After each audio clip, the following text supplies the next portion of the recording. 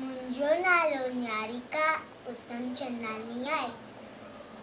सिंधी संगत जी हे पेशकश आहे तव्हां ॿारनि लाइ।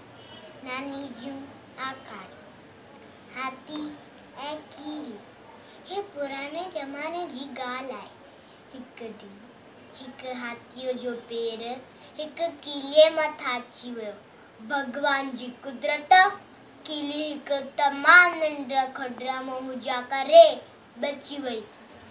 कीली हाथीअ खे रर पाड़े चयो, मुआ मारिया, हेॾो सरथो आई, ॾिसी न तो हली, मां मरी पवां हा त मुंहिंजे प्यारनि मच्छरनि खे केरु संभालिया।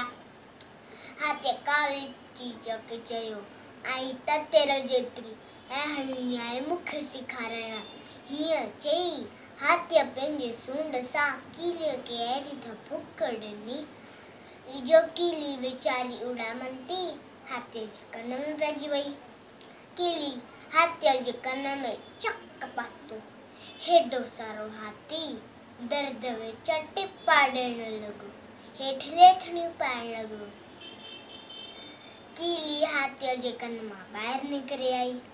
धमकी ॾियण चई, ॾिठई तमाशो, मूं तेरे जेतिरो तो जर पर्वत खे कीअं न लटा छॾियो। ख़बरदार, अॻिते संभाले हलजांइ, हिन दफ़े तोखे छॾे थी ॾियां।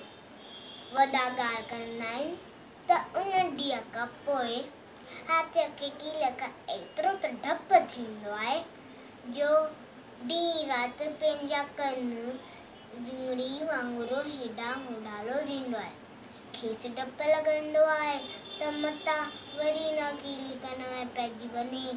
ॿारो, कंहिंखे बि ॿुधाइण करणु खपे। नमस्ते।